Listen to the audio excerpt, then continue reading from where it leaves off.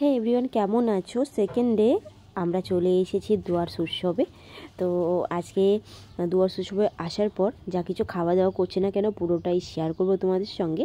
তো মাম ঢুকেই কিন্তু শুরুতেই চলে এলো চষি খাওয়ার জন্য। গতকালকে খেয়েছিল, খেয়ে এতটা মুখে লেগেছে যে আজকেও ঢুকে বলছে যে আজকে চষি খাবে। তো আজকে যেহেতু শনিবার সব কিছুই নিরামিষভাবেই যা কিছু পারবো আর কি খাওয়ার চেষ্টা করব।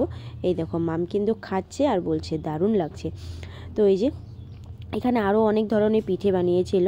তো এদিকে পাটিসাপটা ছিল, মালপোয়া ছিল। তো আমাকেও বলছিল একটা ট্রাই করো, কিন্তু মিষ্টি জিনিসটা খুব একটা ভালো লাগে না বলে আমি বললাম না, আমাকে বেগুনি দাও, আমি বেগুনি খেয়ে নেব। তো বেগুনি আমার জন্য ভাজতে বসিয়ে দিল। আর এদিকে তোমাদের দেখাচ্ছি আরও অনেক কিছুই এখানে এসেছে। তো এখানে হাতে বানানো কেক ছিল, অনেক আইটেমের কেক। যেহেতু কেক ডিম দিয়ে তৈরি, আজকে আর কেক ট্রাই করবো না আমরা, জাস্ট তোমাদের দেখাচ্ছি। যার যার কেক খেতে ভালো লাগে অবশ্যই চলে এসো। আর এদিকে একটা বেগুনি নিয়ে আমি বসে গেলাম খেতে। তো মামও বলছে একটু একটু মামও খাবে, আর ভাব বেরোচ্ছিল। তো এই ঠান্ডাতে গরম গরম বেগুনি পকোড়া এগুলো খেতেই ভালো লাগে, তাই না? আর বাইরেও কিন্তু প্রচণ্ড ঠান্ডা, কুয়াশাও পড়ছিল।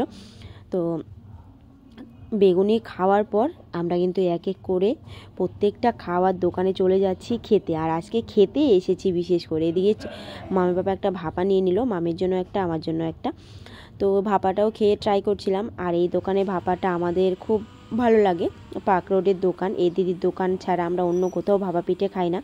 দিদিও মেলাতে দোকান দিয়েছে বলে চলে এসেছি দিদির দোকানে ভাপা খেতে। তো এই যে আমি একটু খেয়ে নিচ্ছি। আর আমরা এখানে মেলায় আসার আগে গিয়েছিলাম মন্দিরে পুজো দিতে। তো সেখান থেকে দেখো সুন্দর টিকা দিয়ে এসেছি। তারপরে চলে এলাম একটা মিষ্টির দোকানে। তো এখানে ভাজা রসগোল্লা ছিল, ভাজা রসমালাই।